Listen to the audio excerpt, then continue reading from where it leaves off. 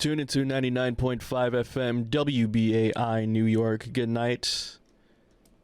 Time right now is now 12 o'clock at midnight. You're tuned into Black Seinfeld, the show about nothing. And normally you would hear our intro and some music, but before we start the show, we want to talk about the events that's been happening in Texas and everything that's been going on really briefly before we get started with the show, because it is hard to ignore, but it's something that we do not, Bashtin and myself, don't want to talk about, because last week we sounded a bit desensitized to the things that happened in Buffalo, and we did say it's only going to get worse. And here we are a week later with the massacre that occurred in Texas in a school with 19 people overall, 22 people overall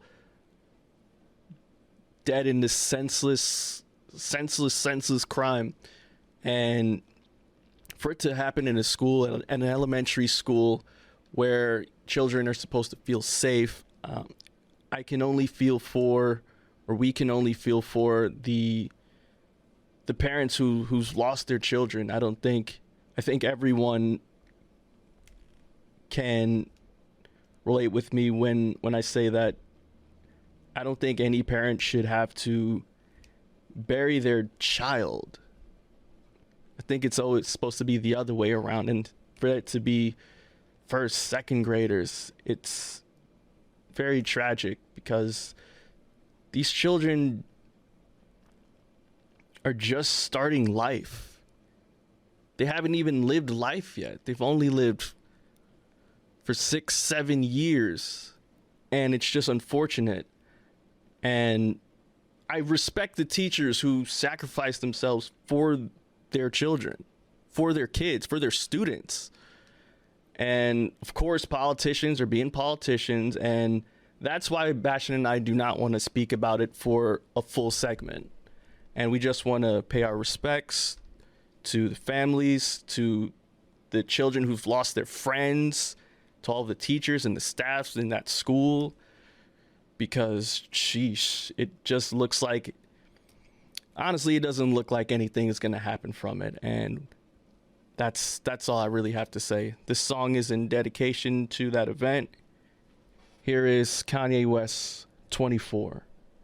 And we'll be right back with Black Seinfeld, the show about nothing.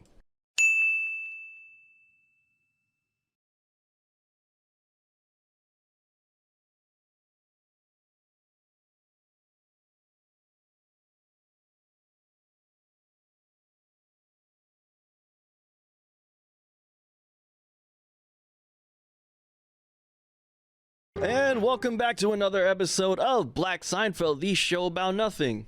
Absolutely nothing. It's the one and only Trinidaddy, Panamanian Poppy, Rude Boy, Top Gunner, Suck Panya, Mada, Giovanni Anglin. Hi, everyone. What's going on, folks? It's Bashtin recording live from Queens, back in New York. Oh, shoot.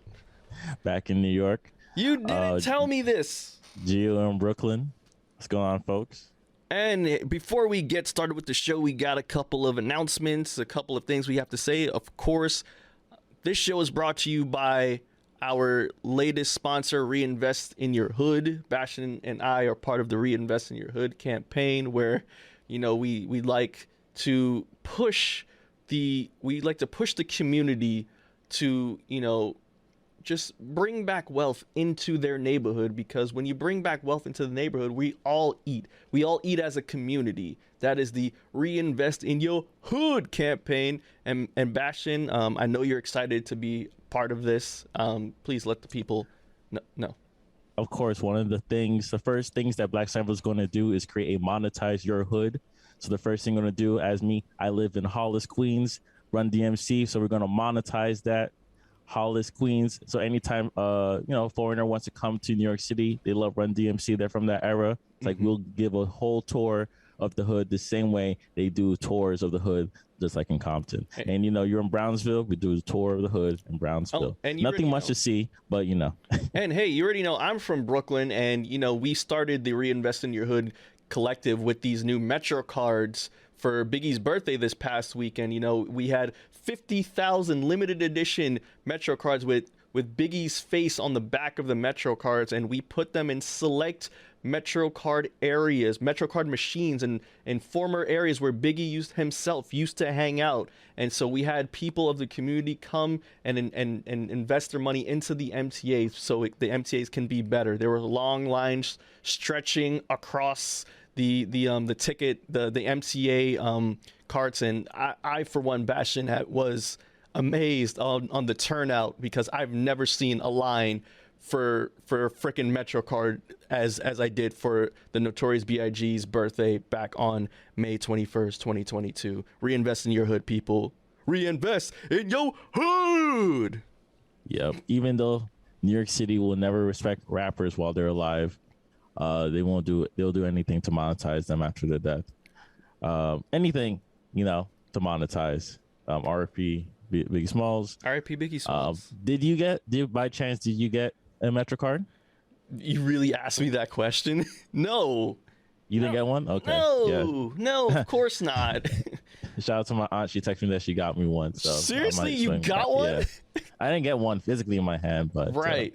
My aunt said she got me one, so it's cool. So your aunt was in Brooklyn, and she got one. I'm pretty sure like people were passing. Like maybe my cousins got some. Okay. Well, anyways, Black Seinfeld is available for all of our podcasting platforms, such as Apple Podcasts, Spotify, Stitcher Radio, and Podomatic. Pandora, too. I know a lot of y'all are listening on Pandora. Bashtin. See, last week you're like, oh, who's on Pandora? Apparently a lot of our listeners listen to us on Pandora. You see? You better stop doing that to our people. Hey, the algorithm still works for you. Continue using it. Thank you. We're also available on social media platforms such as Twitter, Black Seinfeld NY, and Instagram, Black Seinfeld NY. I know you guys are starting to see us posting a lot more over there. Bashtin, your new After Effects pictures, I think they're incredible. I think they're amazing. You're doing a great job with that. Yes, I've leveled up my skills and something more professional. Maybe one day I'll get someone to pay us to do some of these things, but it's cool. Yeah, and of course, as always, as we like to tell you, if you have any questions, any comments about past episodes, what you want us to talk about in the future, if you want to send us some music, if you have any recommendations for us, please go to Black Seinfeld NY. Hit us up at blackseinfeldny@gmail.com. Believe me when I tell you, we read all of your comments. We read everything. If we don't respond, that's the answer that we give you. If we don't respond, it probably means no. Probably means absolutely not. So just keep aware. Thank you, but no thank you. Thank you, but no thank you. That's about it. Bashtin, a quick question, like, please, when sending out emails, the best thing to do is to kind of end the email in the question or in a statement that requires a response. Normally, it's one of these one-sided emails.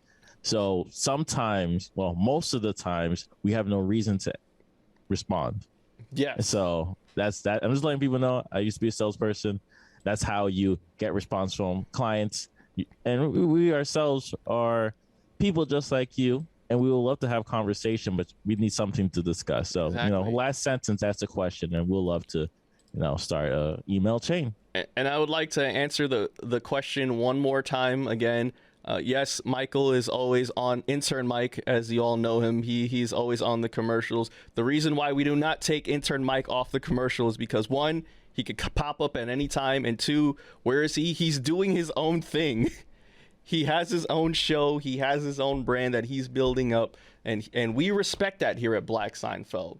So whenever Mike wants to come back and talk some ish and grace us with his presence, he does that. Last year we talked about the Knicks with him a bit, and we had fun. And when Mike wants to come back, Mike can come back whenever he wants. So there's the last answer to where's intern Mike again.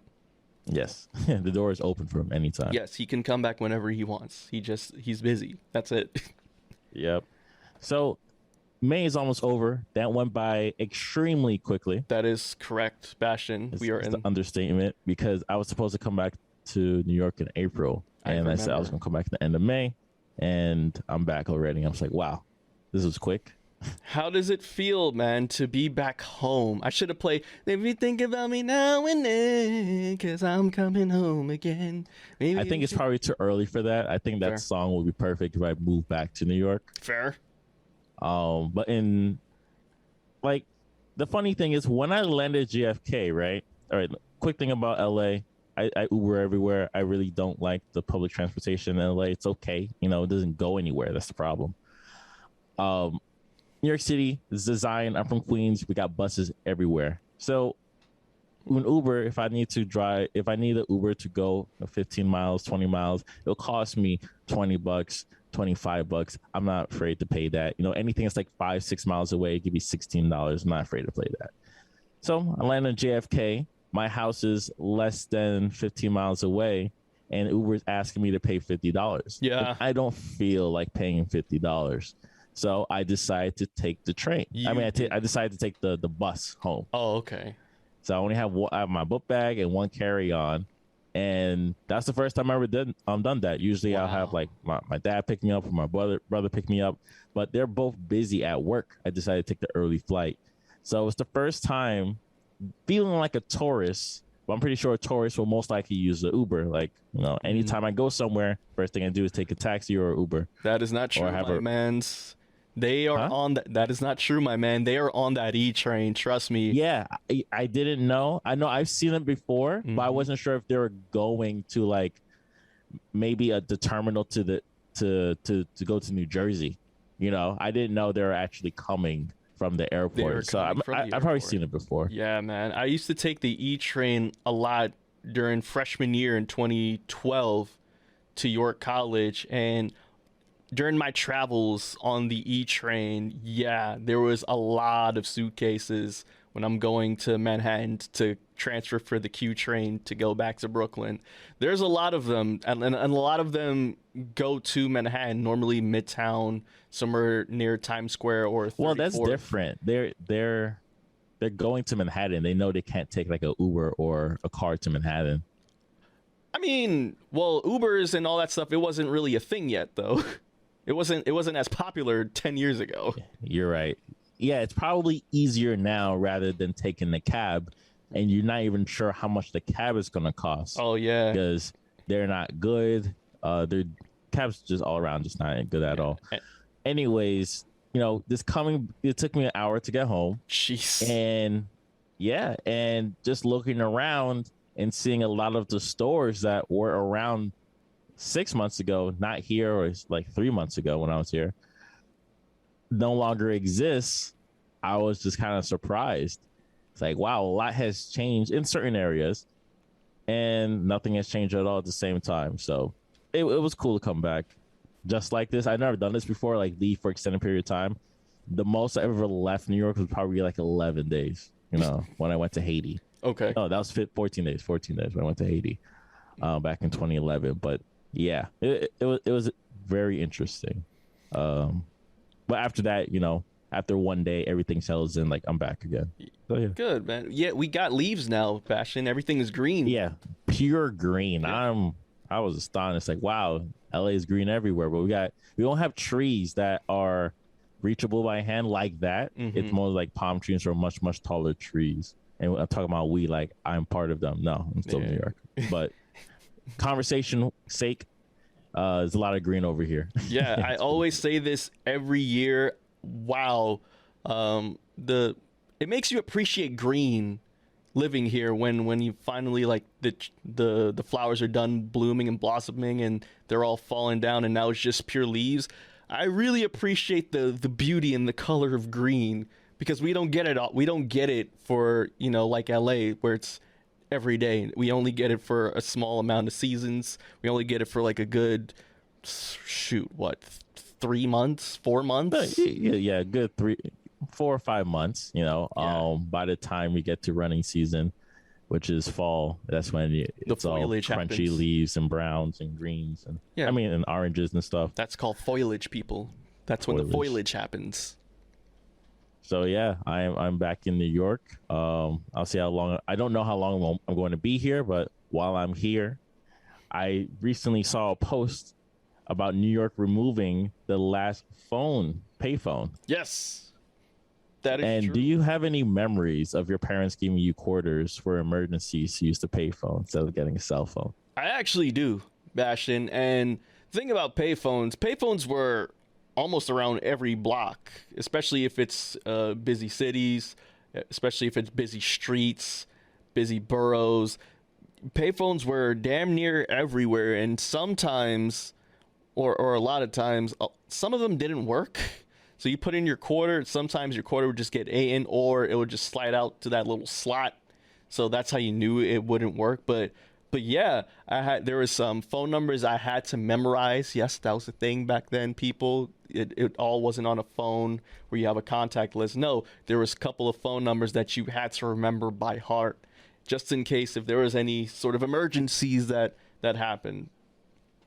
Yeah. So I was the same way. I think for my middle school years when I was traveling, I had like a bag of quarters for payphones just in case anything happens. And later on, cell phones was a thing for me.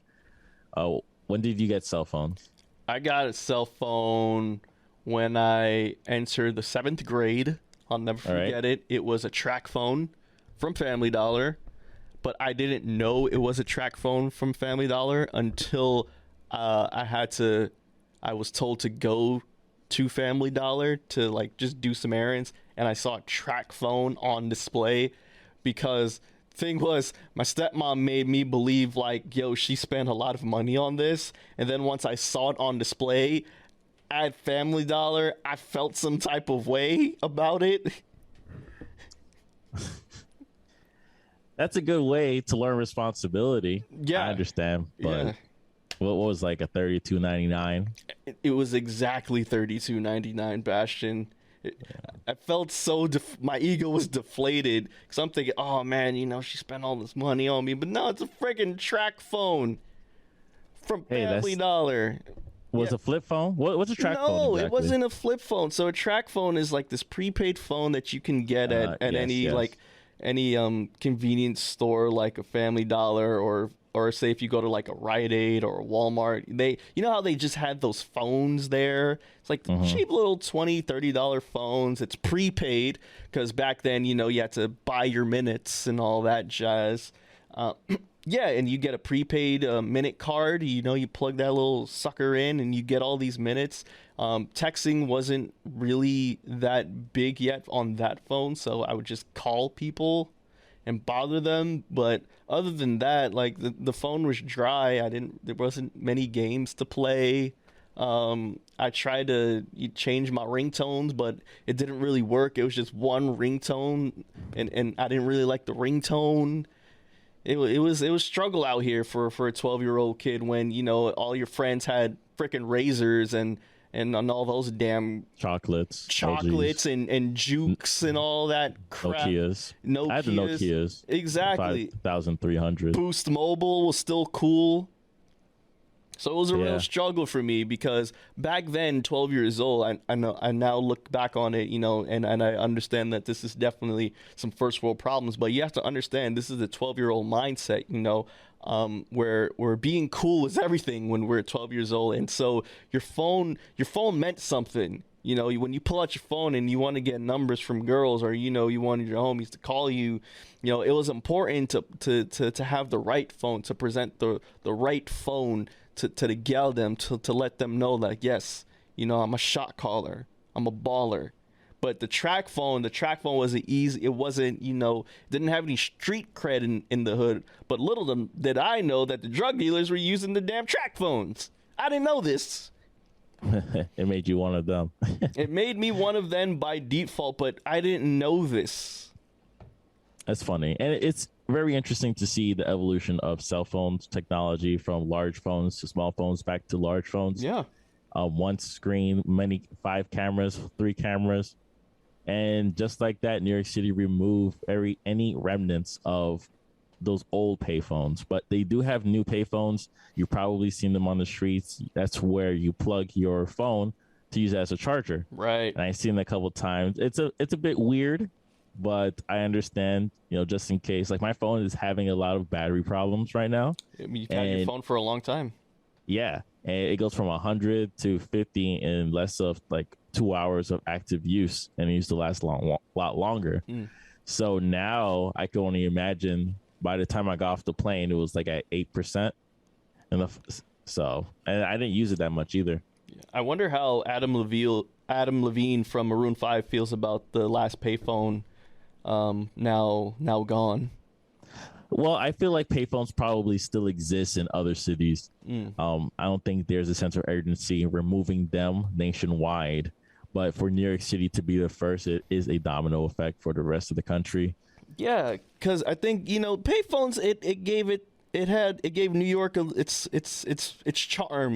We saw some classic New York movies like Goodfellas. They always were told, hey, use the payphone, never call someone on the landline, or else the cops will. No, same thing with The Wire. Yeah, same with The Wire and all that. But I'm talking about like classic New York movies. There's a lot of like payphone scenes, and I think that along with the yellow cab is what made New York New York. It's just different characteristics that people think of when they think of New York City due to movies and TV and all that stuff.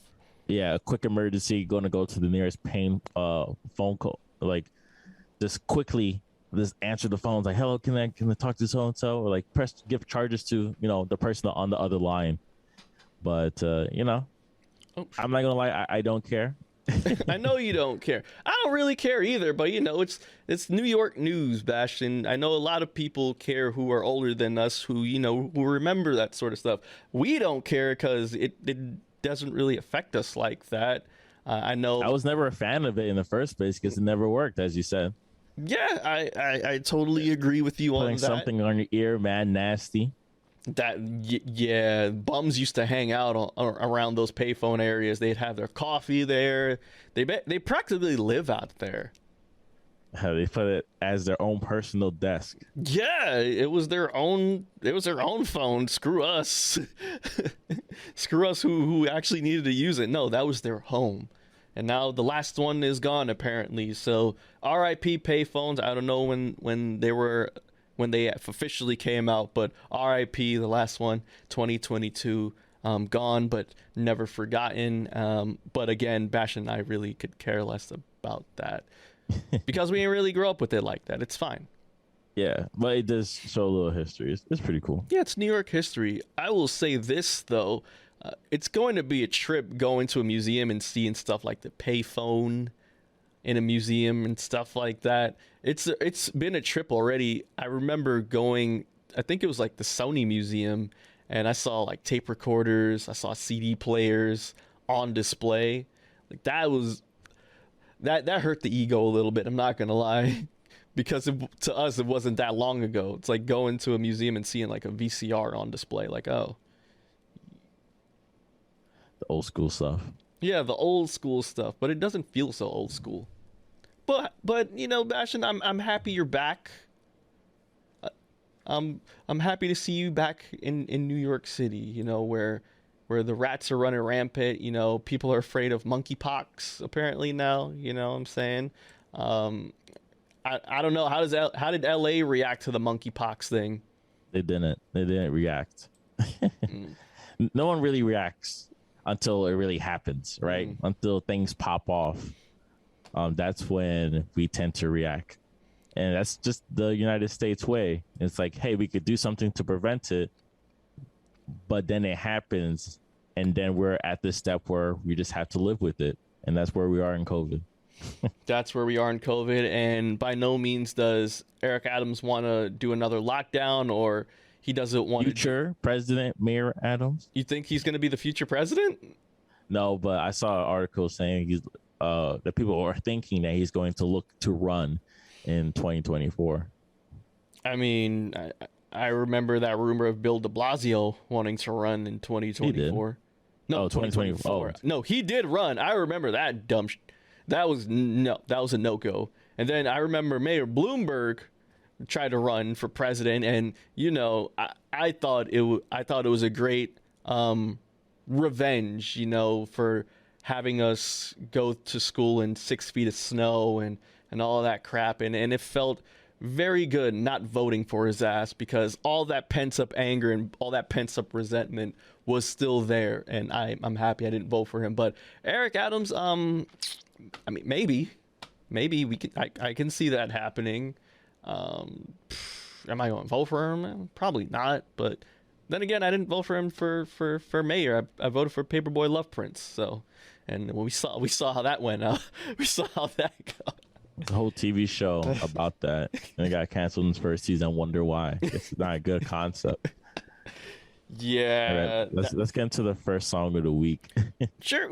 Let's get to the first song of the week, Bashtin. This first song of the week is dedicated to you, and consider this part of your birthday present, because your birthday is coming up soon.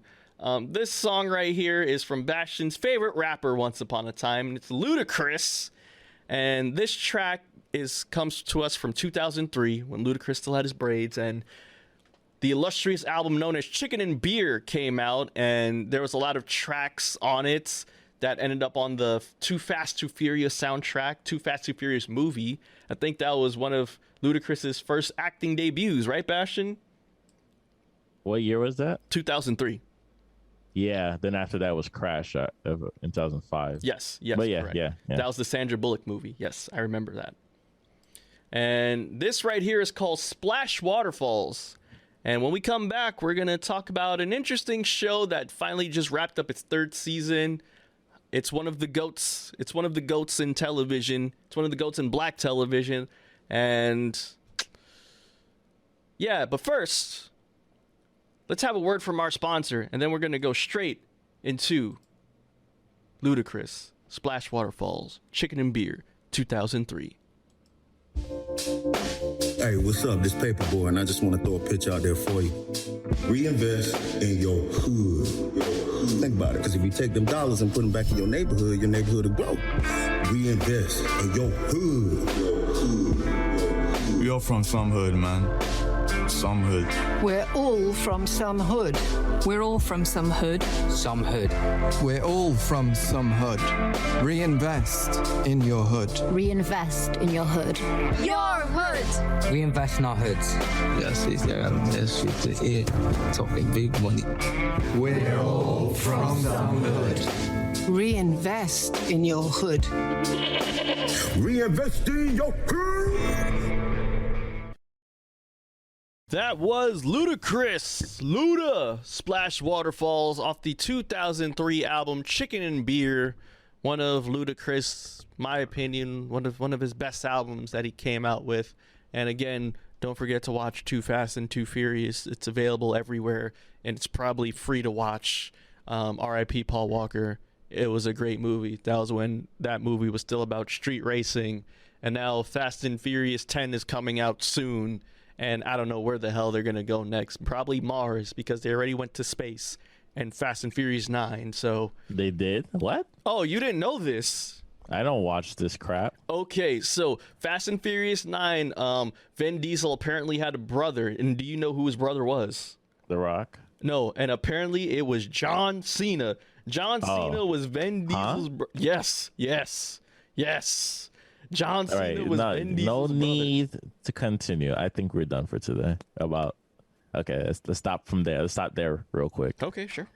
And let's go back to the script. Let's go back to Atlanta. Atlanta. We're not talking about the actual town in Georgia. No, people. We're talking... With everything what's going down over there, especially in the rap scene.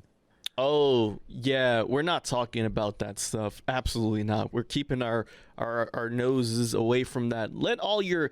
For a while. No, let all the other hip-hop people talk about that. No, not here at Black Seinfeld. We keep away from the street stuff. We don't talk about that stuff.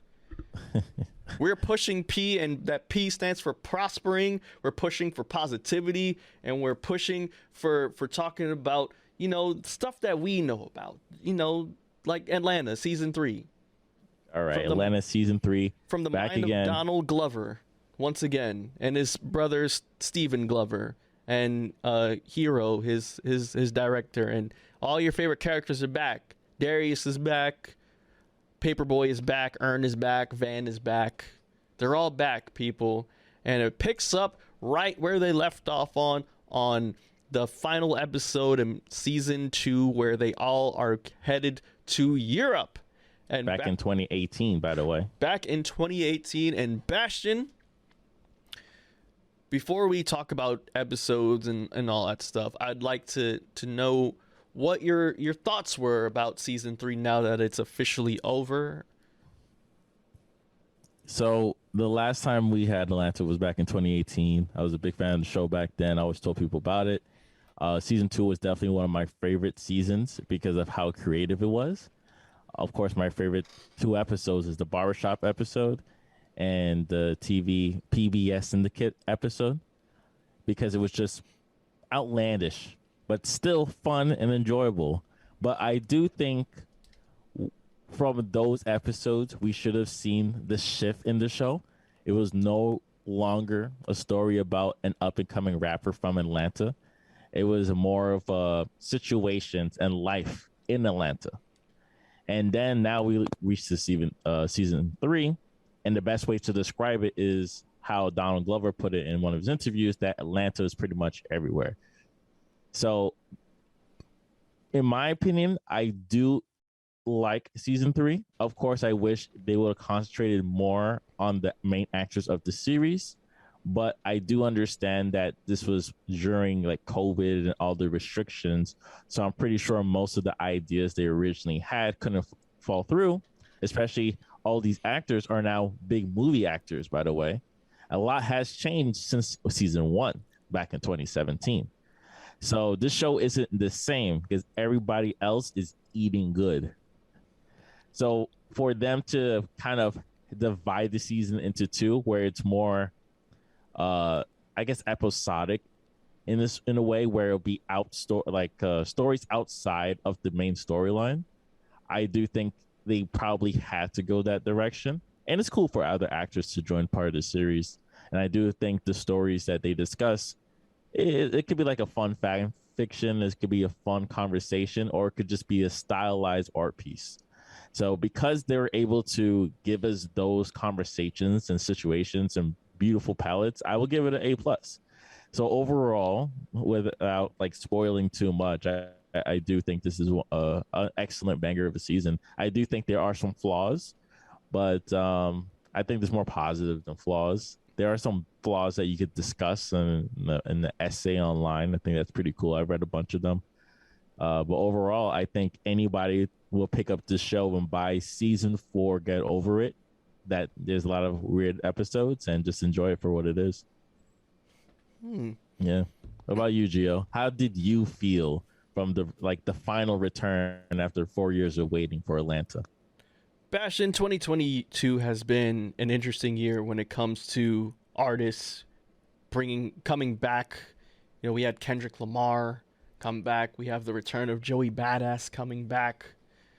Hopefully, I don't know, Frank Ocean crawls up out of his cave or whatever, stops dicking around in New York and releases some music. But also, we got the return of Atlanta. You're making fun of his jewelry. Is that what you're trying to say, Gio? You don't like his jewelry company? No, it's not even that. It's too expensive. You can't afford it. I want you to have the same happiness that I had when Kendrick Lamar announced that he's coming out with an album. That's all I want. I've given up. See, and that hurts me that you've given up. It hurts my soul. But it's not about Frank, okay? This is about Atlanta finally coming back. A show that I loved so much because, like you said, it stars, and the story is about one family, but also the rise of this viral rapper who wants to become a main fixture in the rap game. And coming up in Atlanta, they get him and his cousin and his best friend, essentially his roommate. They get into these wacky scenarios, and a lot of it is things that Black people can relate to in seasons 1 and 2. For me, at least, though, my favorite episode in season 2 has nothing to do with Paperboy at all, but it has to do with Darius, because Darius went to go get a piano from this black jazz musician, and it got real left real quick. And I love the horror elements in that episode, but also, like you said, I enjoyed some of the relatable episodes, like the barbershop episode, like the club episode. I like the social commentary episodes, like what if Justin Bieber was black? Remember that one in the charity basketball game? Yes. Yeah, that was a good one. And like I said, last season 2, we ended up where Ern actually he made everything happen, and they're going to Europe. And so for me, Bashtin, I thought, because I refreshed my memory in watching those past 2 seasons, I thought season 3, episode 1 is going to be them in Europe. We're going to see them tour and all that stuff. But did I get that, Bashtin? No. It threw me off. I got a completely other story that I was not expecting. And did it throw me off? Absolutely. Did it kind of make me feel some type of way? You bet your darn tootin' it did, Bashtin, because this wasn't what I signed up for. Similar to what you said, I wish they would have focused more on the main characters, because I didn't know who the hell this little kid was in the first episode. Like, I don't know you. Where's Paperboy? Where's Darius? Where are these characters that I knew and I grew to love? Where are they? Where are they? Like, and just a comment real quick, they do have like little tidbits on Hulu. And on Hulu, it says, wow, it's been a minute. I mean, I like this episode about the troubled kid. We waiting 50 years for this. And that's kind of and see, they were trolling. They were playing into that because they know their audience. And I saw it all on Twitter, Bashtin. What the fuck is this? Where are the characters that we grew to love? And I think it's amazing that they know their audience off rip. They anticipate what their audience is gonna say. I think that self-awareness is good. And I think the difference between this season and the other 2 is, like you said, it's the different stories that were covered throughout the season. So normally what would happen is every like 2-3 episodes, they would take a break from the main story that's being told about now Paperboy being somewhat famous and loved in Europe. And now we're going to divert that over to something in New York, something in Atlanta, something down south. And a lot of them have a lot of social commentary to it. A lot of these episodes can be relatable culturally, spiritually, financially, race relations. And I think it's smart to sort of like wean away from those characters and sort of like shine light on different things that don't really necessarily relate to things that happen in Atlanta, but just things that happen to black people and multifaceted black people too. Because again, black people are not a monolith. They're different kinds of blacks. That sounds horrible to say, but I think you know what I mean by that, Bashtin. There's different cultural black people, and I think that this season sort of touches upon that in its Atlanta way. I could say that. Mm-hmm. You could say how Trini to the Bone is more focused around Caribbean. That's my favorite blackness. Episode. And then you have someone like Rich Wigga, Porin Wigga, who discusses a conflicting issue for biracial white passing black kids, and I thought that was a very interesting episode. And you also talk about like a lot of black people that are in Europe, for example. I think White Fashion did a good job in that episode where we used a tidbit invest in your hood from. Yes. And I do think they did a good job channeling those type of energies into different episodes where certain people could relate to it. I did reach out to Gio about Atlanta before he saw the episode when it dealt with Trinidad, and say, hey, do you know the song Trinity to the Bone? Because of course I'm not Trinidadian. I don't know this song. And I looked it up. It's a song. So, but it did answer a couple of questions, things that are in your mind, like how do the families feel when their mothers are the ones that are being caregivers to, rich families in Manhattan. Mm-hmm. So, I wish they could analyze it a little bit more, but it's not up to them to do that. I think it's just enough to show, well, what they've done throughout the season is they're not really interested in giving answers per se. They just like to create conversation, like to show a situation and just move on from there. And I love that episode. Of course, one, because I'm biased. Well, what happened was Bashtin did ask me about the song, and I'm like, yeah, it's one of like the most popular songs ever in Calypso, right? And he goes, you have to watch this episode of Atlanta. And I'm the type of person that I like to wait for all the episodes to come out so I can just watch them. And he goes, no, you really need to watch this episode. He said, this episode was basically made for you. So I said, okay, shoot, I'll give it a shot. And as soon as the kid was like, yo, I want this mango chutney, I'm like, wait, what? I'm like, wait a minute. The nanny's Caribbean, the nanny's Trinidadian, and then I had this flashback immediately to Donald Glover's comedy special called Weirdo, right? And it 2009, right? And that was when he was still writing on like 30 Rock, and he spent a lot of time in New York, right? And he had this joke about Caribbean nannies and how they would normally take care of rich white kids, and he gave the Trini accent, and I'm like, yo, damn, that's a crazy callback, because that's where immediately I thought of this episode. I'm like, damn. And just seeing like your culture play out and everything was just so accurate, and oh man, I don't know where to begin. The food, the music, the accent, the dialect, the fact that it is a very real thing here in New York. That, I mean, being here in Atlantic Avenue, Bashtin, I mean, you've seen it. You've seen Caribbean women like push carriages of just white babies. Like it's pretty common. Yeah, here I used in New to York. work on 59th in Columbus, and it's right next to the beginning of Central Park on the bottom end, and all the way on the the bottom right side if you're looking at the map. Yes. So you do want to take your kids on a stroll around that park. It is a very beautiful park. And just seeing that, especially back in 2016, I was in that area more often there.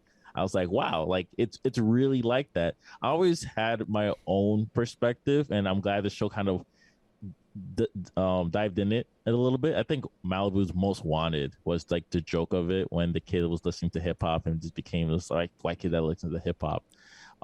And that episode, they kind of discussed how the kid just had a little bit more flavor. That's right. In his step a little bit. It's like, it's church words, it's the music, certain food. That's why they just didn't know how to feed him in the morning. It's like, it's a little bit bland. What do you want on it? That's and right. They open the fridge. So I do know what you mean, in sense of like, if I ever watch a TV show and they talk a lot about Haitian culture, I'm be more shocked and surprised, because TV shows are not really interested in showing different perspective. Not even for 20 minutes, not even for 10 minutes. Maybe they'll make a joke about it for 5 minutes if you're watching X-Files. And God knows I did not watch the Voodoo Haitian episode. I always skip the episode of X-Files. But it's like every time you see it, you just want to enjoy it. You just hope that they do it remotely with a little bit of love. Like you hope they spoke to somebody before they wrote the episode. So yeah, I definitely thought it was pretty interesting. Absolutely. And what I also love about this season is they sort of challenge even European cultures and European standards, and what they find what to them isn't offensive to like what black people would deem offensive.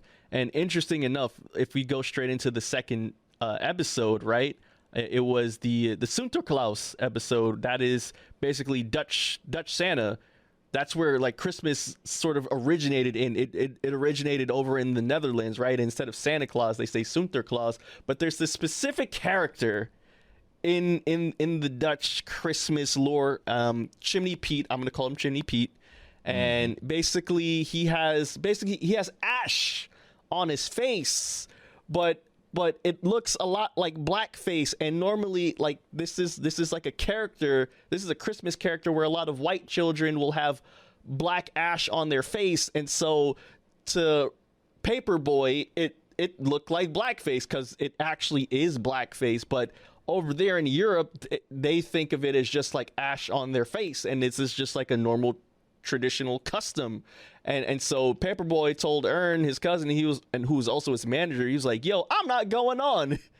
Screw this place. This place is racist as hell."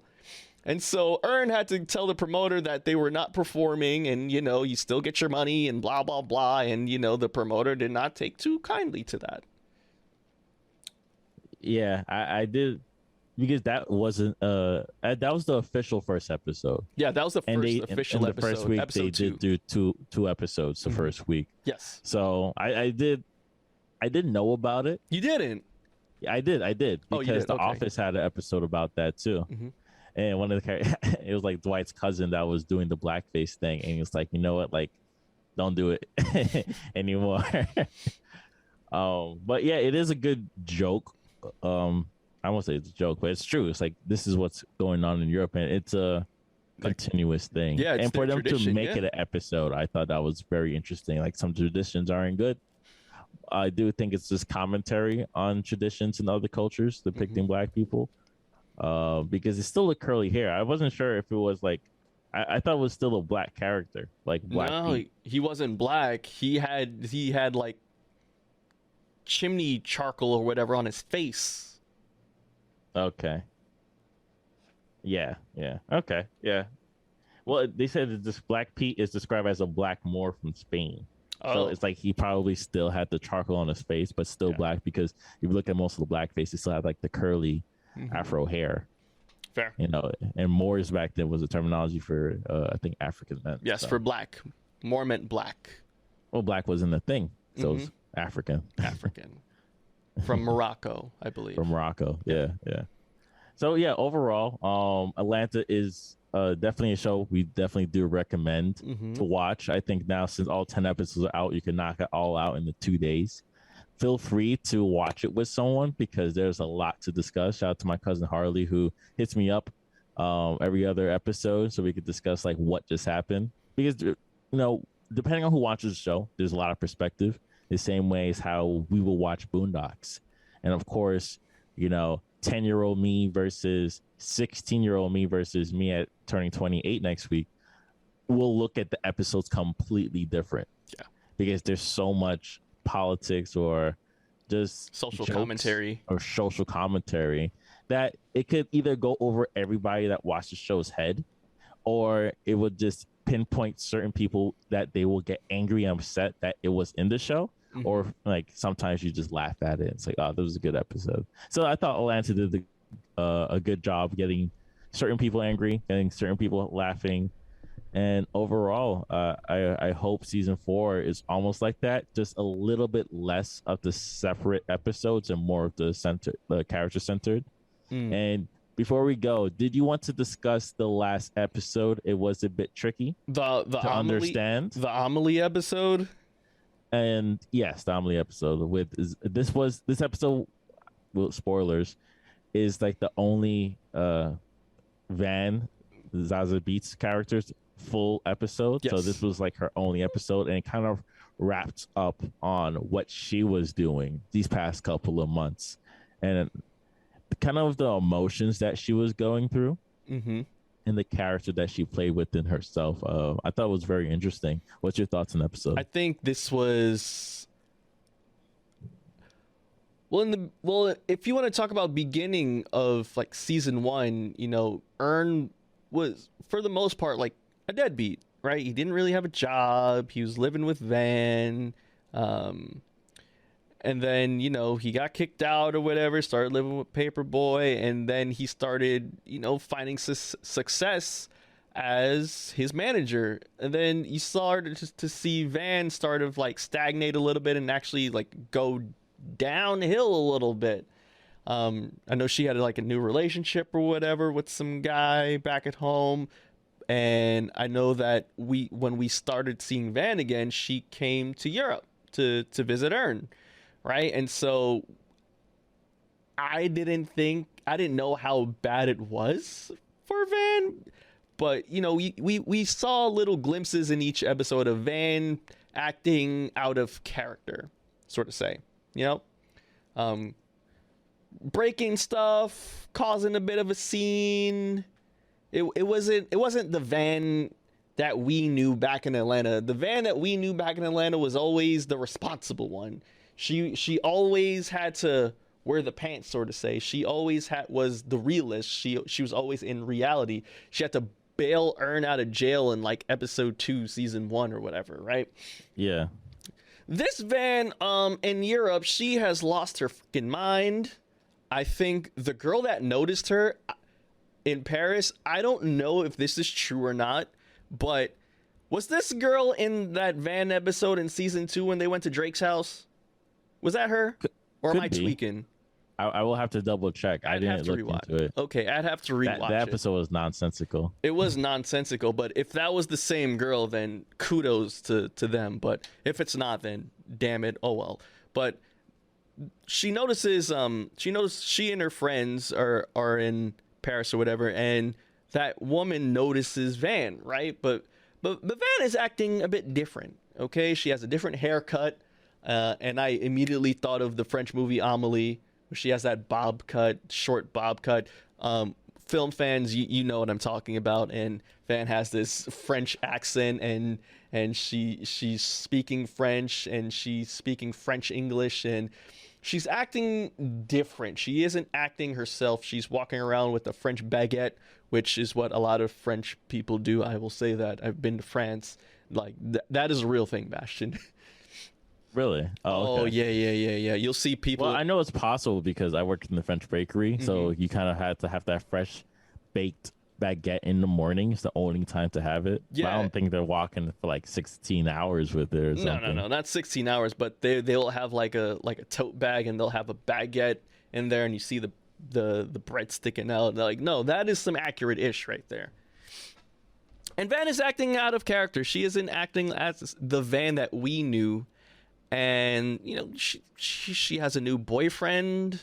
Alexander Skarsgård is in this episode. Yes, Alexander Skarsgård.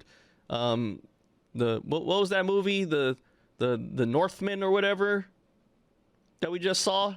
Yeah, the Northman. Yeah, the Northman. Eric Northman from True Blood. Yeah, he's in this episode, and he's basically a cuck. Yeah. In this one, it's freaking definitely a fool of himself, which is funny. Yeah. Because you don't see that in comedies anymore. I think that's more of an early 2090s things where actors will represent themselves within a TV show and make themselves look like the worst version of themselves on purpose. Yes.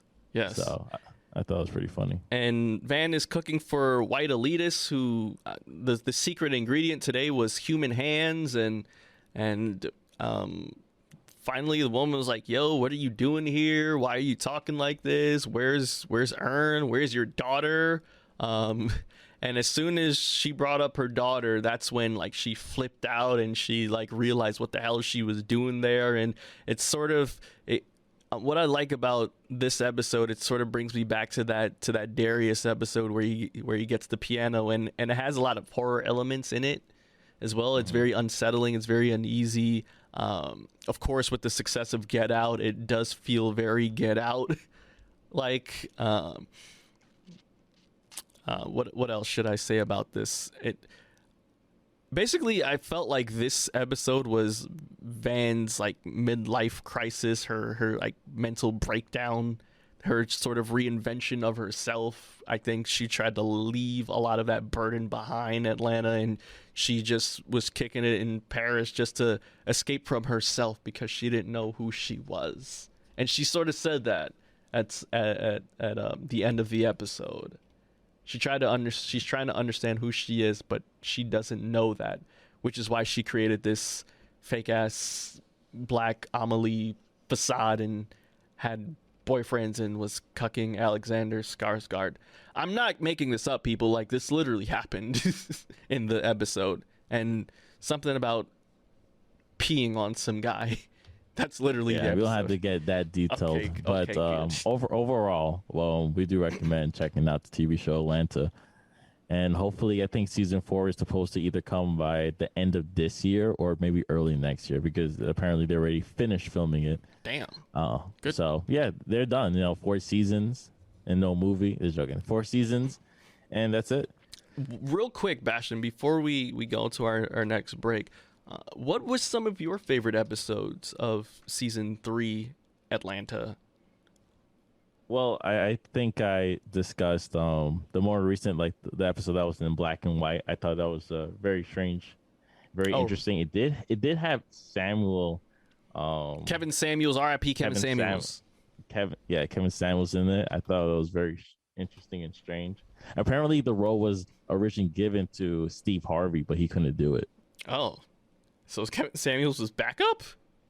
Well, everybody's always a backup for something. Remember, that's true. You usually you offer the role to someone else if they can't take it. That is true. Hand it to someone else. But yeah, I do like the New Jazz episode where Paperboy, is on the high and he's around town, and he's, in my opinion, I think he was just talking to his consciousness. So when they were kind of annoying, like this girl was annoying him all day, asking him questions about like being a rapper, then ending up at the cancel club. Oh yeah, I thought that was funny. Liam Neeson thing was hilarious to me because it's like he didn't care, and I thought that was very strange, but it was mind-boggling enough to think about it for a second and like just move on from it. Like I said, I saw a lot of people like really deep dives that analyze this show, especially for moments just like that. And I think because I look at everything like a TV show, like it just won't hit me the same. But other than that, that's kind of one of my favorite episodes of the season. Nice. For me, of course, full biases, Trini to the bone immediately, because I think they've done my culture right.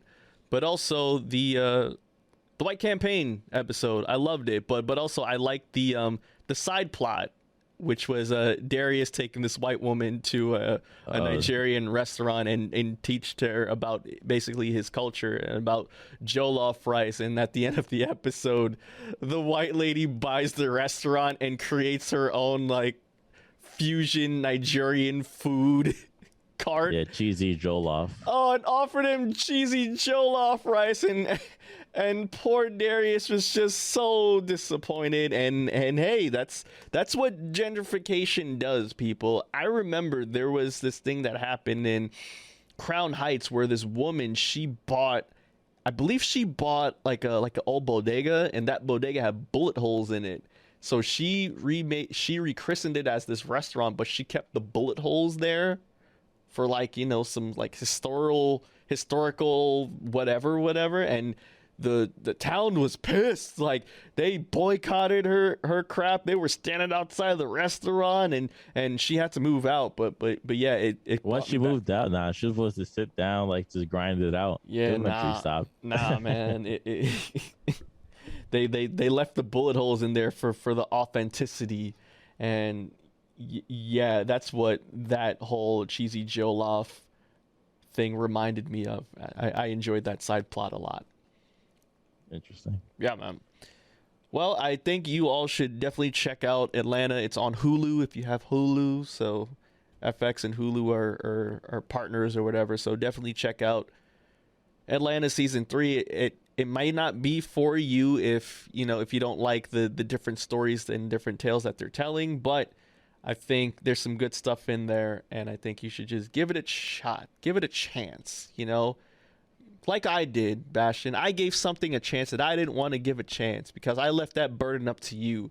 But I said, you know what? For the betterment of this podcast, for the betterment of this radio show, for the betterment of the people, Bashtin, I thought, you know what? I'm going to suck it up, and I'm going to do this for the viewers, for the listeners.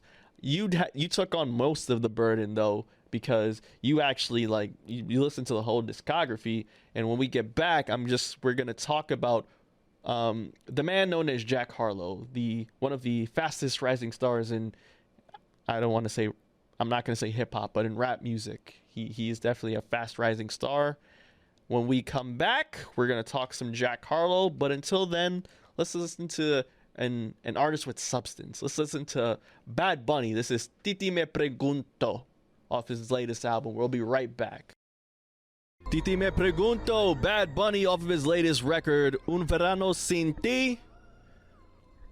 One of my favorite albums of the year so far, Bashtin. If you don't know what he's saying, basically what he's saying is his aunt is asking him a question. Why do you have all these girlfriends? And you know, Bad Bunny is a thought in this record. This is the Spanish version, Bashtin, of Girls, Girls, Girls. He has girls in Dominican Republic, Colombia, Peru, Brazil, everywhere, and he's not slowing down anytime soon. He's saying also in that nice little breakdown where it slows down, he's like, hey, you know, I would love to get married one day, but you know, I'm in these streets and I gotta be, the ladies need me. And I think this is one of my favorite songs because this is how I feel about the summertime. You know, this is the Thought Boy summer record right here.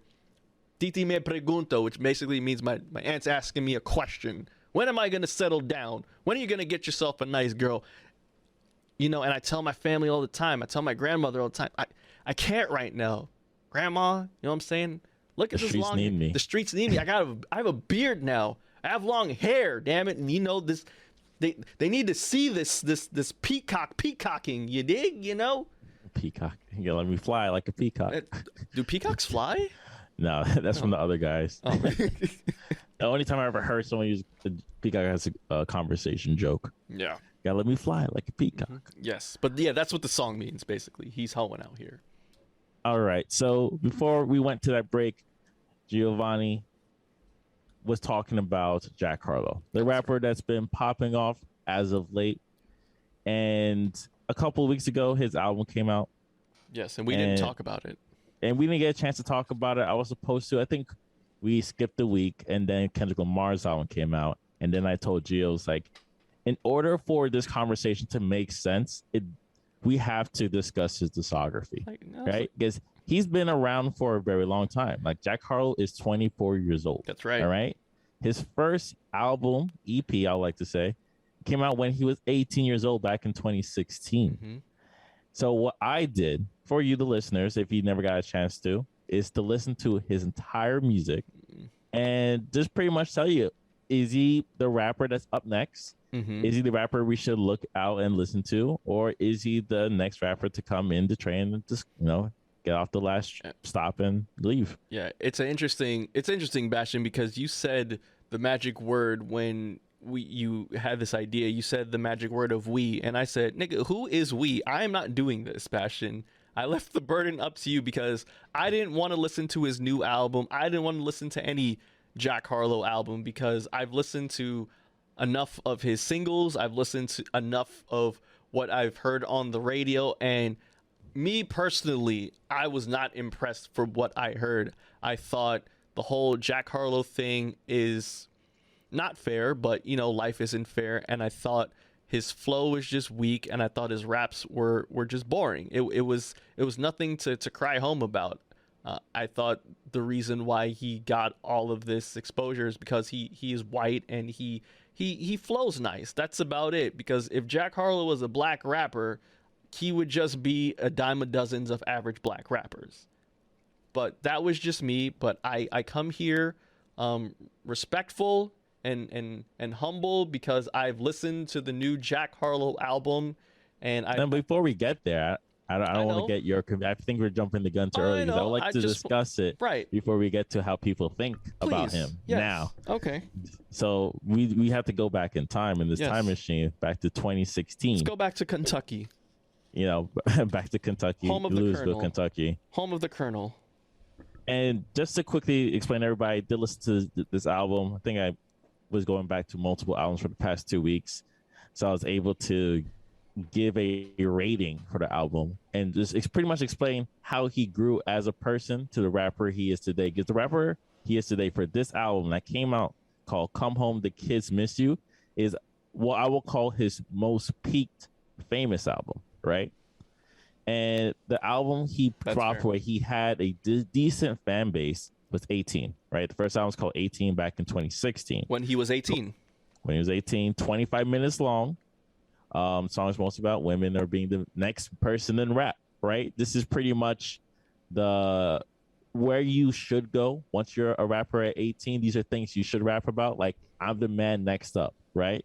So I didn't really have a problem with this record because this record is more of a looking down at the past because you already saw where his future is. So my respect for this album is definitely a lot different compared to if I were to look for this album back in 2016, back when I was in college. Right. So, you know, clean production, a lot of 808, decent synths, decent bars, you know. He was using the double vocal effect, which was very popular back then.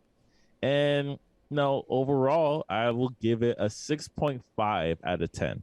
Decent work, could be better. Probably remove track 6, Selfish, and it could be a little bit better. And I didn't highlight bars throughout all his mixtapes, but I did find the line, Pigment looks like sour cream. They treat me like Jason Williams. Very hilarious. Jason Williams is a basketball player. Maybe you didn't know. He was known as the White Chocolate. Or Right. Yeah. The dude who made all the sick ass passes. Yeah, White Chocolate. Yeah. Yeah. Then next is 20. So I give that a 6.5. Next is that's his first EP album, I like to say. Next is Gazebo, right? Okay. 35 minute album. It's a little bit darker. It talks about, you know, drinking and doing drugs, you know, still the same old rap stuff. And there are actually some really good tracks on this, I like to say. Wow. Some I actually wrote them down. Eastern Parkway. That's a good track. Wait, was he in Brooklyn? I think so. Huh. I didn't dig in. I should have, but I didn't dig in. But Eastern Parkway, great track, darker beat, darker tone. And that's how he started the album, right? Mm-hmm. And just to let people know, I think so far he knows how to start an album. I think every song, the first song on the album, every intro is very good. So I think he knows what the intro rec song should sound like. Goes down. Then after that, it's like Wasted Youth is a great track. Dark Night, maybe Wayne's outro. So I could say the second half was very strong. So as I was listening to this, maybe like the first half was boring, and then the second half was really fun. But overall, I give it a 7 out of 10. No, it's all right. A lot of great songs. And if I was looking for new music in 2017, I will add a couple songs and make a playlist out of this. Mm-hmm. So this is pretty decent, right? Okay. This is the second album mixtape. Second album EP, I like to say. Next, 2018. Now, this man is like Jay-Z. He is dropping albums year after year. Right? Next is Loose 2018. Now, this is more pop rap, simple hi-hats, light trap vibe. Maybe 2 good songs off of this record. Sundown and None. And this isn't a good record. It's not good at all. I have to give it a 5 out of 10. And I think his problem was he stopped being Big Sean and he became Drake by this point. He always sounded like Drake, but I think that's just his voice. Definitely his influence. Definitely his influence because he was the bigger artist around then. But his beats selections got very boring, very uninteresting, and the songs just he made you lose interest. So I gave it a 5. More bad songs than good, uninteresting songs, boring lyrics, boring music. Strong start with the first 2 tracks. Like I said, he knows how to start an album very well, and then it'll go downhill from there. And I was very upset because if he kept the same energy that he had in the first 2 tracks, this could have been another 7, in my opinion. Mm-hmm. The next we have Confetti 2019, to another 35-minute track. Off the bat, he already had like a terrible Usher sample, and I discussed this with you, and I discussed it on the show. I hate how rappers sample certain artists in the most lazy, boring way where they don't know how to flow with it, or it only adds maybe like 1 layer of sound to the track. And of course, the song is called Through the Night with Bryson Tiller, because this is 2019. I think he had another good song called River Road. I'll give it a 4 out of 10. Difficult listen, but I was able to finish it, and I won't listen to it again. Now, so far, from what you hear, it feels like he started off good and got worse over time. That's exactly what's happening. But I just think because he's changing as a person, where he's creating more of a pop style, right? Where we lead on to the man he is today, because he's able to do those records because he's been making those records for a while. Now let's go to 2020. This is the year he pop off. What's popping? Because What Poppin' came out, right? I remember that hit single. Yes. It's hit singles everywhere. I heard it a million times, never listened to it. It's one of those type of songs. Ah, okay. Right? Yeah, it happens. Yeah. I'm not looking for it because it never really caught me, And it's not a good EP. There's a couple tracks on there. It's 16 minutes long. I'm pretty sure this was a record label EP. It's equivalent to like how they kind of forced Lil Nas X to make 7. I remember that. If we took some more time, we could have made Montero. But it's like, no, we need an EP now because we're going to submit this to the Grammys immediately. It's like 4 out of the 7 songs are like Old Town Road. Exactly. I remember. It wasn't like that. I'm for 7, exaggerating, Bash. I know. It felt like that. It really did. It's like we have a hit single. We need to eat off the pie, even though the hit single is just the topping, right? It's just the not even pepperoni. Yeah. I don't know, the green pepper on the vegetable pizza, all right?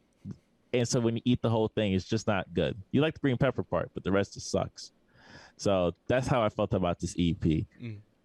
Was it a strong EP to do off the single? Yes, it's a smart idea. Should he had a record made? I think the label would have said no. Like, we have this song, we're just going to push it. And that's what they did. And that's what leads us into his album in 2021. That's what they all say. And Gio, that's a good record.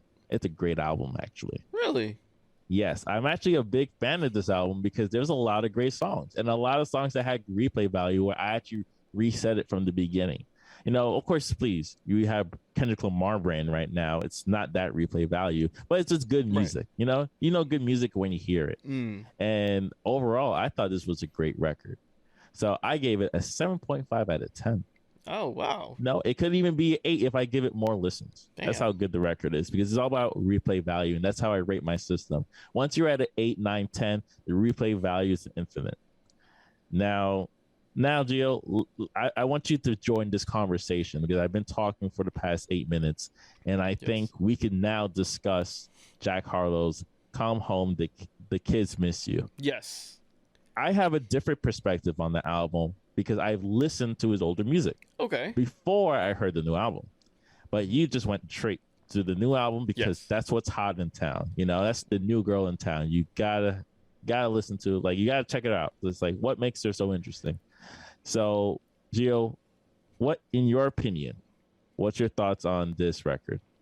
Well, Bashtin, my opinion on this record is, to me, this felt like a reintroduction to Jack Harlow. Because because to me it felt like that's what he was putting out in his music.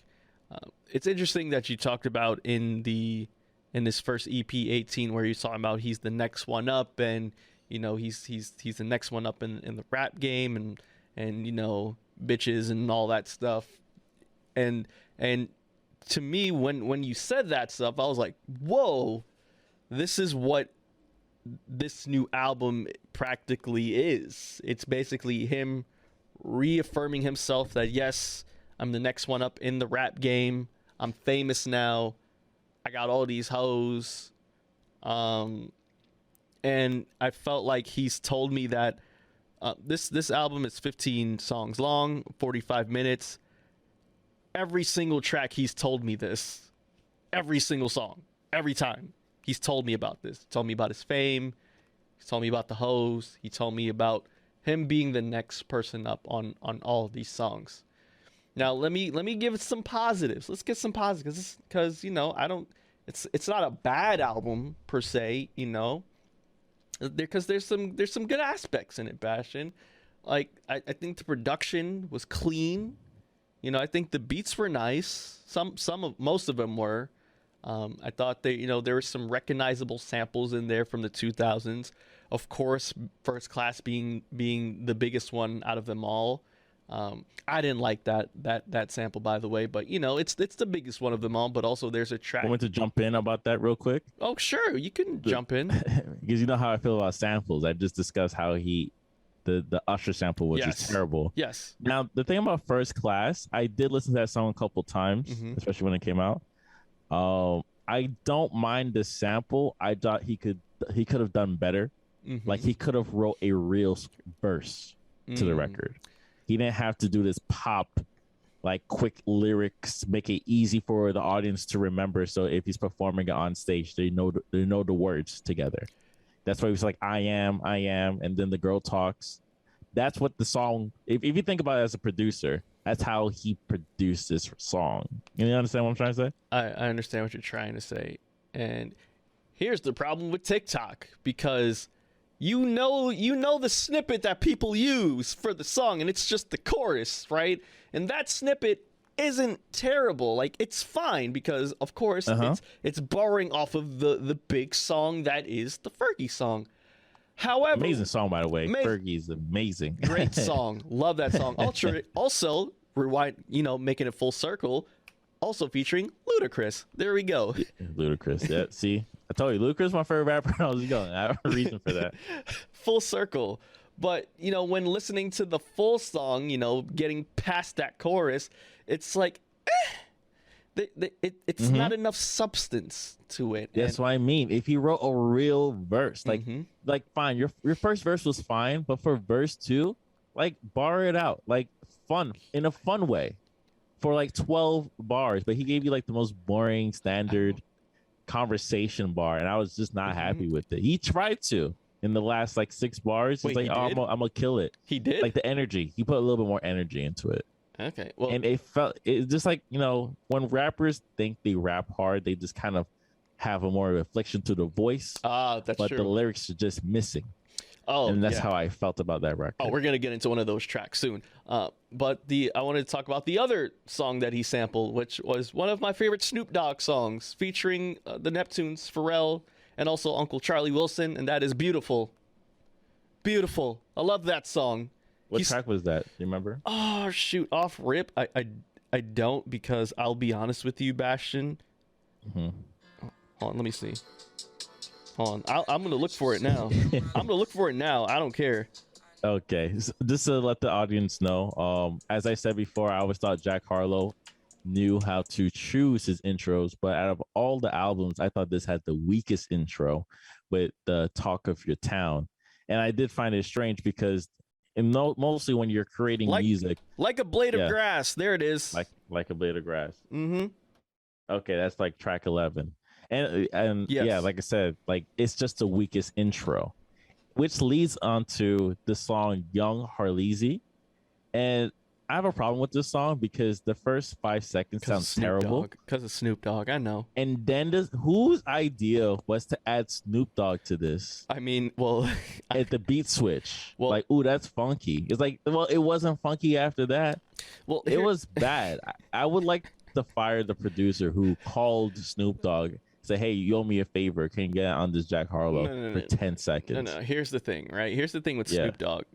With Snoop Dogg, money's cool. Right, so you see Snoop Dogg on the wildest of songs, such as the Corey Feldman album, Funkadelic, Rockadelic, Funkadelic, that album back in 2016, which is known to be one of the worst albums of the 2010s decade.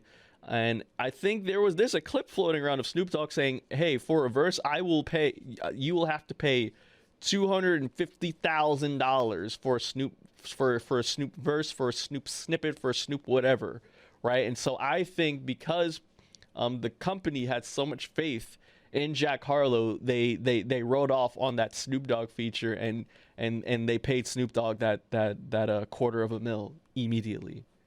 Well, I hope that person gets fired for a $250,000 expense when they could use that $250,000 for, I don't know, a better Pharrell Williams beat. My God, the Pharrell song was straight up trash. Like, I know he tried because the first half of the beat sucked, so he switched it up in the second half. Are you referring to Movie Star? It still sucks. You're referring to Movie Star? Yeah, I'm referring to the track Movie Star, Okay, which great. is track 7. I just want to give them the audience some clarification here. Sorry. And it's just not good. I feel like I think Pharrell's pretty expensive too. I think it's like maybe $50,000 a day in the studio. Whoa, a day? Yeah. Holy crap! Damn, Pharrell. Yeah, and he's making beats. That's the thing. Like he actually does the beat. He finishes the beat. But that's why I feel like he could have. I don't know. Jack could have said no to this beat. It's like no, I'm not feeling it. You know, the same way like I do feel like Pusha T got some of the whack beats, but it also got some great beats out of Pharrell as well. It's just not a good song, and I just don't feel like it fits it here. Like I said, that's what they all say. The album that dropped in 2021 did a way better job showing this Jack Harlow character than this new album, and I might have to blame Drake, or I might have to blame the record label. No, because it's the energy that he pushes. Jack Harlow is a carbon copy of Drake's pop sensation, like pop or rap, right? He took that lane. Yes. And like I said, if you listen to his old records, you're going to feel like this sounds like a Drake song. But after maybe like the 20th Jack Harlow listen, like, okay, this is Jack Harlow. Like you're able to, remove the two together. And I do think the older he gets, the less Drake he sounds, but he still uses Drake's sounds. So he's not rapping like Drake, but he's using Drake's type beats. I love the theory that's floating around that Jack Harlow is simply Adonis from the future and he's just hanging out with Drake. I know it's asinine and ridiculous calling him Future Trunks, but I'm 100% behind this theory right here. Although it's stupid, but it's stupid. It's 100% stupid. But what's your thoughts on the Lil Wayne verse, Poison? Oh, I thought it was fine. I think here's the thing with a lot of these features, except for Drake. I feel like this album right here, a lot of these rap legends, I feel like they're doing this because I think they like Jack Harlow as a kid, as a guy, but I think this is just intolerance of Jack Harlow, and I really think this is all just a payday for these artists like Pharrell and Lil Wayne and except for Drake, because I think Drake knows like Jack Harlow freaking adores him. I mean, you heard it in the No Churchill song, which we played 2 weeks ago. It was the rough cut.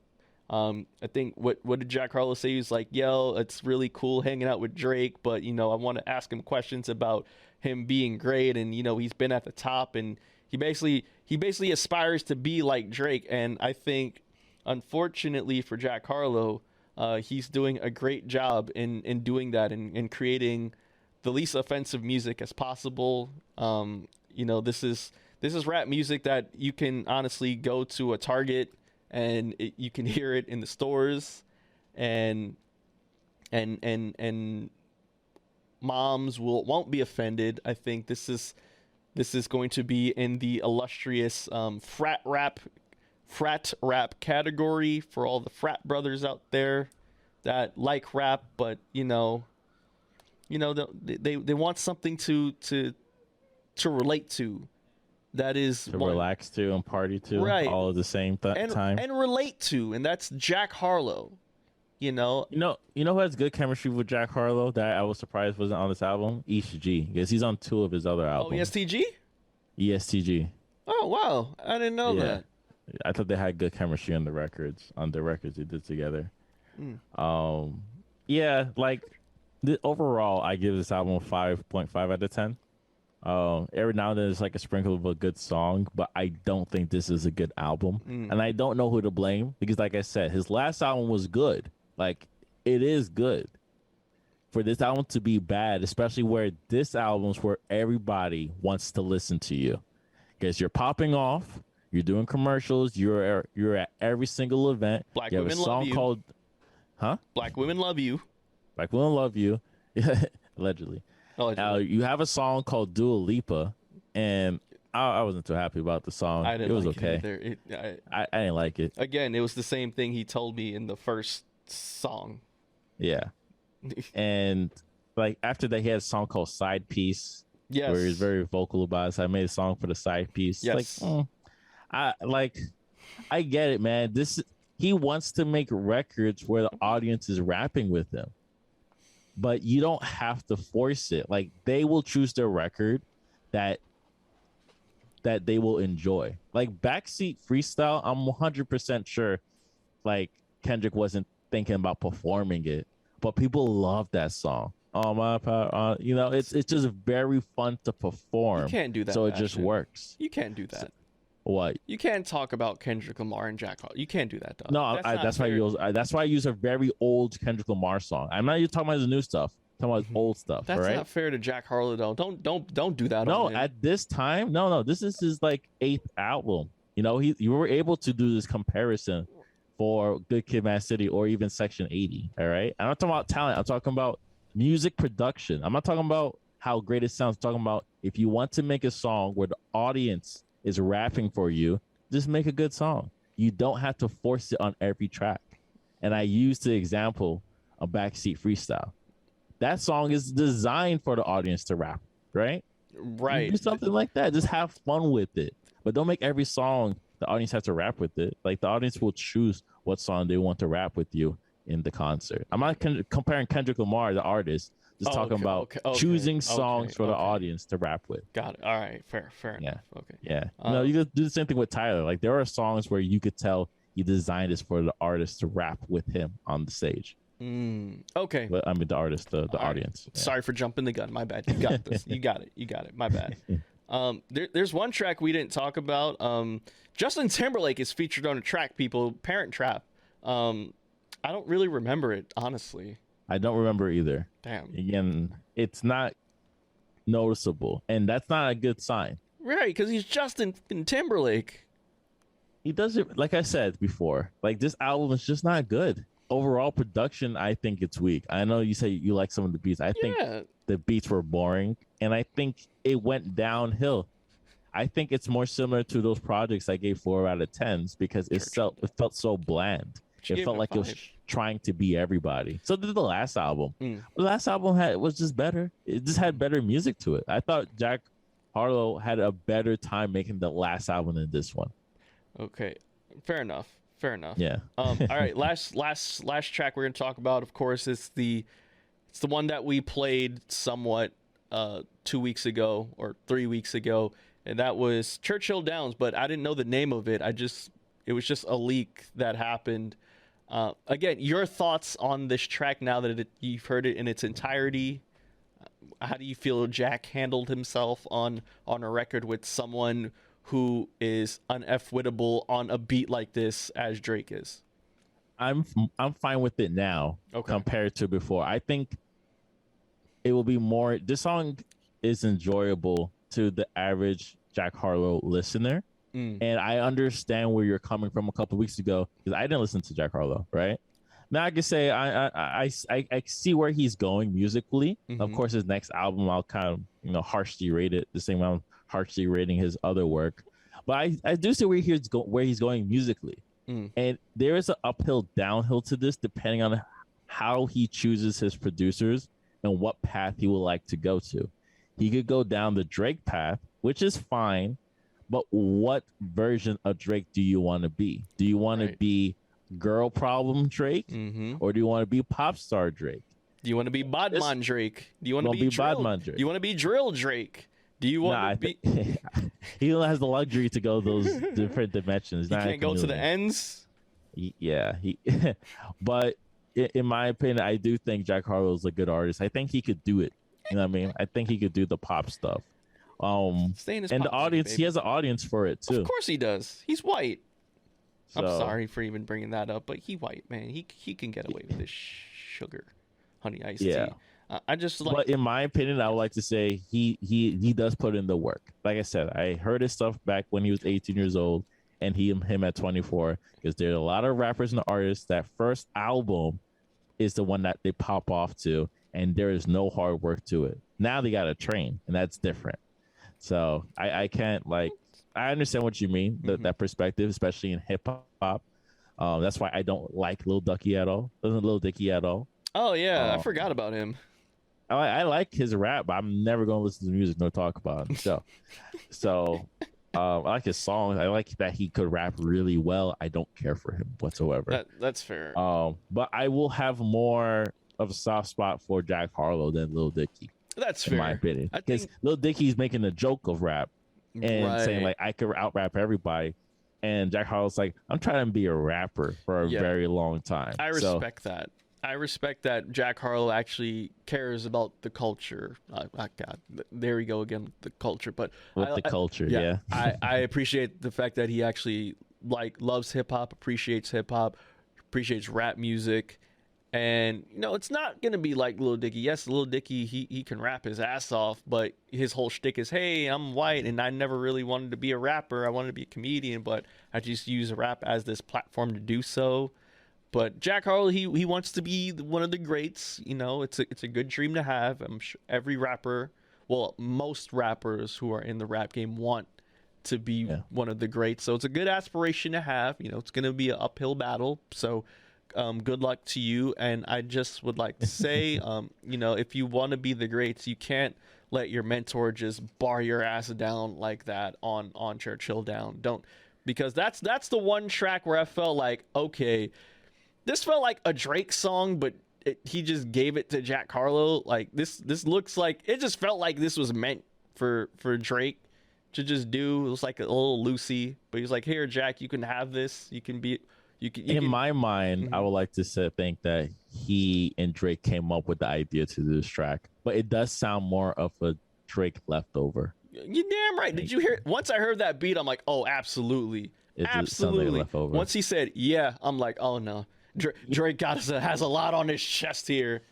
But that was one of those tracks where Jack tried hard to bar up. He tried at the end though, because we heard a snippet of like his verse, right? Where he's like, oh, my grandpa said I don't put $100,000 out, so I won't put $100,000 out. We heard all that dumb crap. But then at the end, like he started trying to rap for real, because people were cooking him on Twitter. I'm not gonna lie, because they tried to cook him, but he tried his damnedest. But even then, like Drake's verse was still fire, and there was no change to it.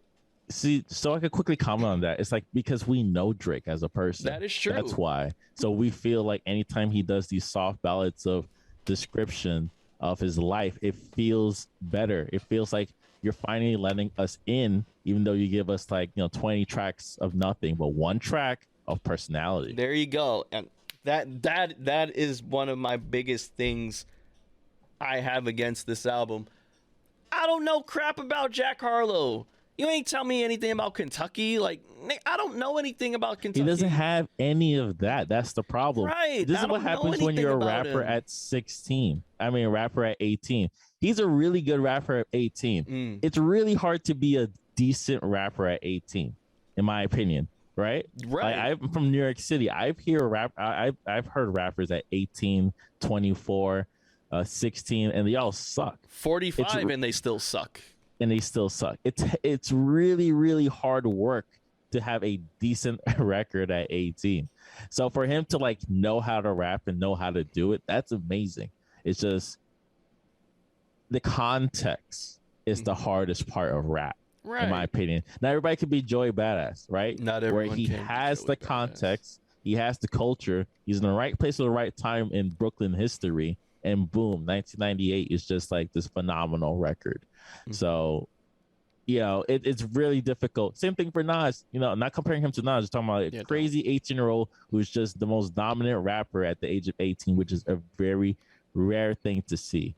So, Jack Harlow's 24. He don't really got a life besides talking about boring stuff. Yeah. He could do what Drake did. Lie. Just tell everybody that you have fake dad problems when your dad was there your entire life. You know what I mean? Like, his dad didn't teach him how to sing, perform, and act, right? Like, he didn't help him with the script in Degrassi. Like, he did it by himself with his mom, an English teacher. Okay, Drake. You know what I mean? Like, take that route. Lie. It's okay. I was also going to add that clip, because, it was Biggie's birthday, of course, that clip of Biggie rapping on Fulton Street at 17 years old in a battle and completely destroying the dude. Yeah, he wasn't trying to be a rapper. He just rapped really good. You know, it's like later the rap dreams will come in. So that's the thing. Like, he doesn't have a interesting origin story, and he knows that too. I said, just lie about it, then, man. Just lie about working really hard, like most rappers did in 2014. Those rappers didn't have crazy origin stories. It's like, yo, I worked really hard to get here. All right, make 20 songs about that.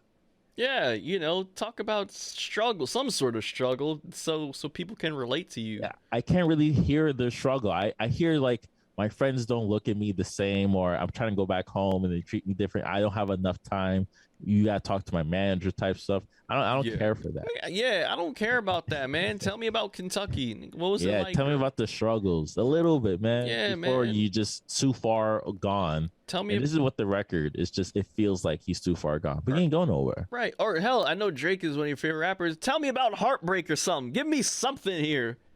And this is my last thing I'd like to say about the Drake feature, because I do think it's important, like using a large, bigger than life artist on your record, especially having Lil Wayne on this record, but it doesn't shadow Drake.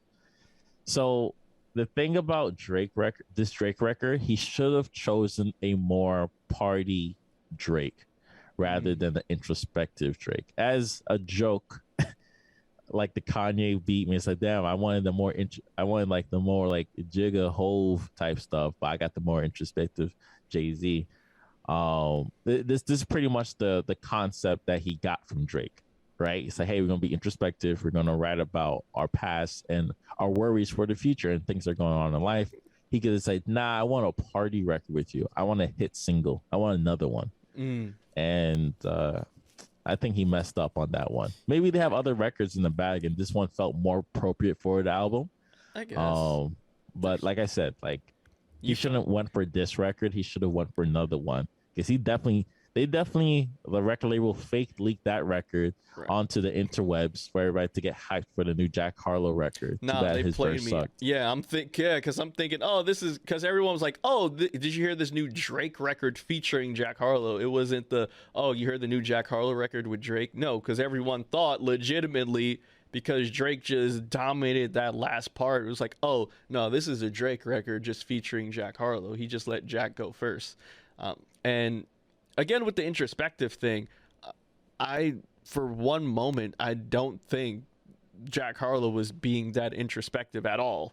Like, I didn't hear any struggle in this verse at all. It was just, hey, I'm here now. It was hard to get here. That's about it. When I'm in the future, I want people to have playbills when I'm out, when I'm rapping. I got money now. I got $100K in my pockets, so I won't pull it out in front of my grandpa because he told me not to, and I can flow really well.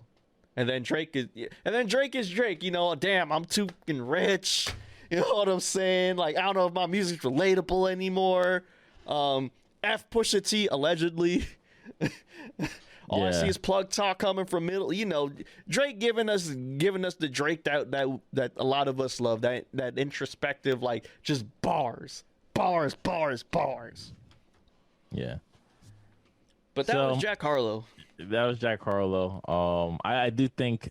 What's your thoughts on my analysis? Was it fair? It was. I was waiting for you to tear this mother up, but you were. I thought you were very generous, but that's getting older, Bashtin. You're a very generous man now. No, like, I now understand. Yeah, you're right. You're 100%. It's about getting older, and it's about having more experience and understanding what type of artist is this person. Right. And everybody should be a J. Cole. 2013, you would have ripped his ass to shreds. 2013. You would have ripped his ass to shreds. Immediately. Yeah. Immediately. So I'm proud. I think so. I'm proud of the growth. And wait. Why did you bring up J. Cole again? What did he do now? No. Like, a younger me will be like when J. Cole first came out, it's like, oh, this is him. So later on, it's like, this is not who the man who I thought he would be. No, J. Cole is the man that you will randomly run into at a halal cart. That's the type of man J. Cole is. Yeah. Because that actually happened.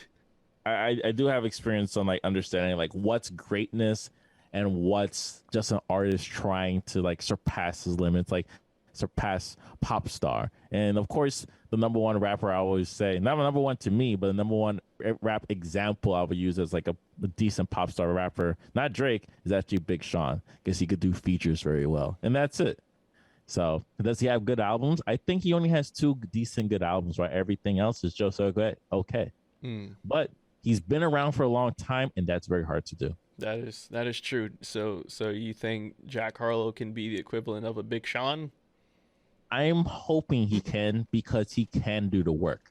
Some rappers can't do the work, but I think Jack Harlow can do the work.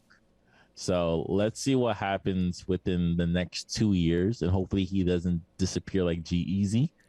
Oh man, he didn't really disappear. He just went back to the Bay. Yeah, you said that last time. He did though. So yeah, but like I said, like, and he broke up with Halsey. My bad. If Jack Harlow could like just create his own lane without using too much up the Drake's lane, he will have a long, prosperous career. And he's if he white, uses so the Drake lane, nothing is ever promised for like long career, but you could have a good, successful time. I agree. I have no ill faith towards Jack Harlow. I hope he gets better lyrically, content wise.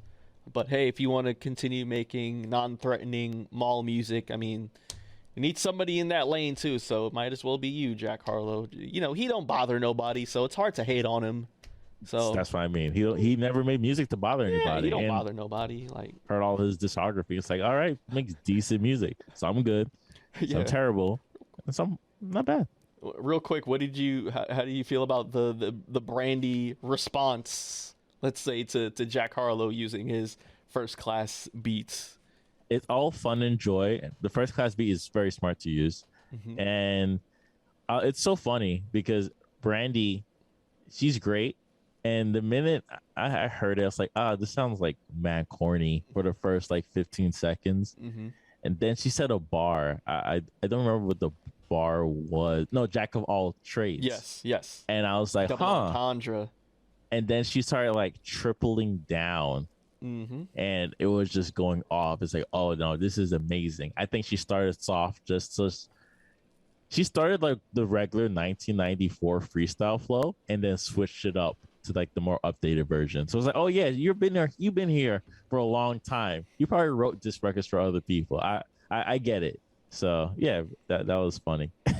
Absolutely. She probably wrote it in her poem journal or whatever. Yeah. So I thought that was funny. It's like, oh yeah, she can do this. I forgot. Most singers that pop up through the 90s know how to rap. Oh, they absolutely. Didn't rap. So exactly. You got that woman all the way messed up. All the way. But it was all fun and games. Of course. But this is like, don't test my gangster. That's like my favorite type of like artist. It's like, hey, we can have fun. It's just, don't test my gangster. Yeah. And with that, everyone, we hoped you enjoyed this episode of Black Seinfeld.